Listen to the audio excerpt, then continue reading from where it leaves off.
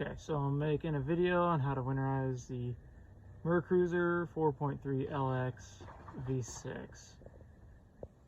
It's on a 94 Rinker Captiva 206.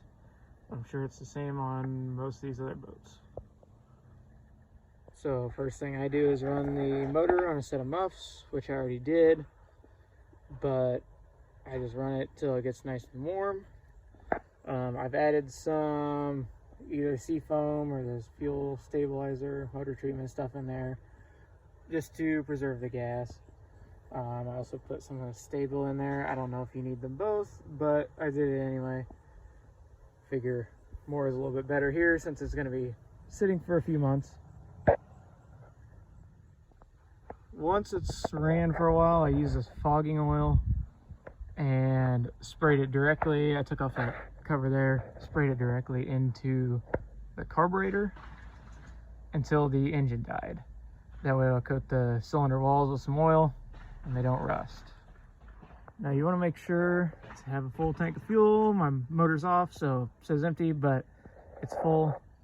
That way condensation doesn't build up in your fuel tank over the winter. So one thing I do is after I fog the engine and I'm not going to run it anymore, I'll crank the front of the boat trailer up pretty much as high as it goes and remove the plug. So that way any excess little water in there can drain, and whenever you start draining the manifolds and all the hoses and flushing the engine, all that stuff has somewhere to run out. At this point, I removed both of these hoses, this one here and then this one here, and then there was a hose connected to here that goes all the way down to here. I removed that whole thing. There's a spring inside of here that's normal, it's supposed to be there. It's gonna be a little bit rusty in there, but you know, that's okay. So I removed this hose entirely, and then just the top two here, I left this one on. Now what we're gonna do here is we're gonna take this hose, and this end right here is actually gonna go on this thermostat housing, just like that. I'm gonna turn this around, turn it back up, if I can get it.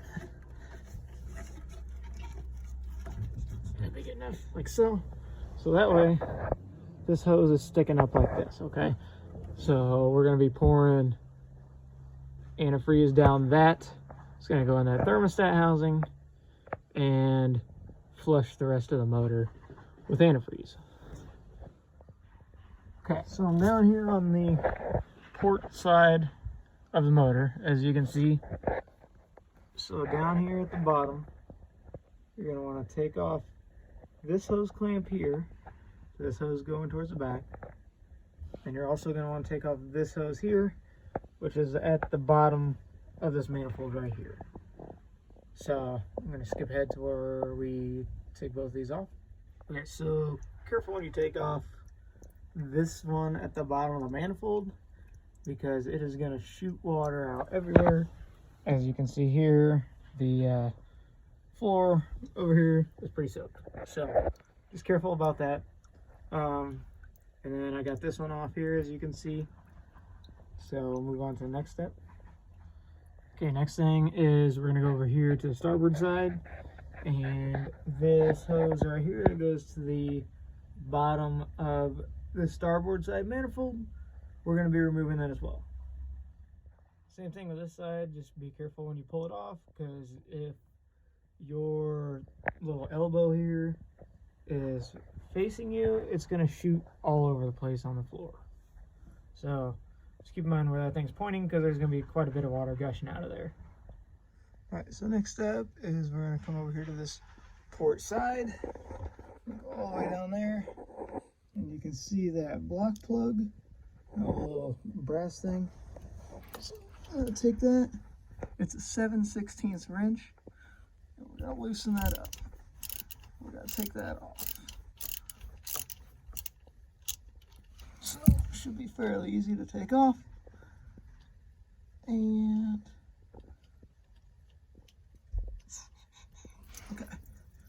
So looks like it's running just a little slow. So what you can do is, I have a little screwdriver.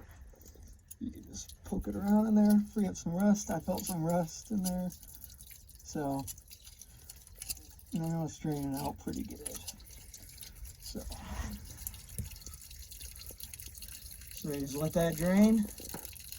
And then there's going to be one more of these on the starboard side. We're going to do the same thing. Okay. Over here on the starboard side, kind of hard to see, but I'll zoom in a little bit. The focus is right there. That is the starboard side plug. We're going to be doing the same thing with that. Okay, so now I'm just using this RV marine antifreeze. Just regular pink stuff you get at Menards or Lowe's or whatever. And we're just gonna dump it down with that tube right there. So obviously I only have 2 hands, so I'm gonna go ahead and do that now. So you wanna be sure that it's running out pink out of both of these block plugs here. So this is the first one, and then we come around to this side. And same thing, you want to be running pink out of that one, and then also out of that power steering pump. You're going to want that to run pink out of there as well. Now that both block plugs are coming out pink, we're going to go on each of these manifold hoses. We're going to dump it in there, and then what we're looking for is for it to be coming out pink right down here at this little elbow. And then the same thing with this other side. Right over here. So pour it in there, go down, we want to come out that elbow right there pink. Okay, so you can see here coming out pink there. So other than that, that's pretty much it as far as the antifreeze goes. You shouldn't be using any more than, I used a little over half gallon. Honestly, you don't even need that much. I was just pouring a little bit extra for this video. But yeah, it should be probably about a half gallon or so of antifreeze. So at this point, we can go ahead and start putting all of our hoses and block plugs back in. So I'll put both the 2 block plugs back in either side. We're going to put those manifold hoses back on each of the manifolds, the power steering pump hose down at the bottom there. And then we're going to do these 2 up at the top, and then flip this guy back around and fasten all the hose clamps. Okay, so everything is back put together. The plugs are back in, all the hoses are on. Okay, so some last minute things I did.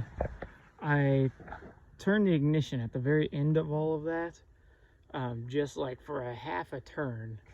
And what that does is it kind of pushes all the water that's still sitting in the impeller out. So that way there's not any water sitting in there and freezing inside the impeller over the winter.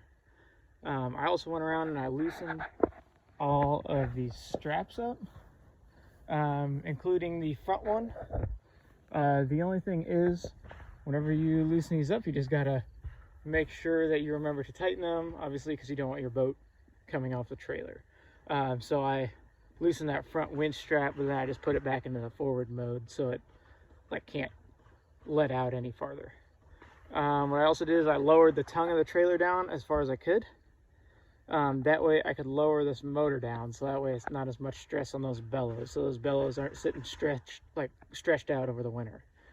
I removed the battery. So what I'm going to do with this battery is I'll just put it inside on a tender charger all winter. And other than that, that's pretty much it. So really pretty simple process. I kind of made this video more for me, just so I don't forget anything. But if anyone else watching, gets something out of it, that'd be awesome too. So anyways, that's it. Thanks for watching.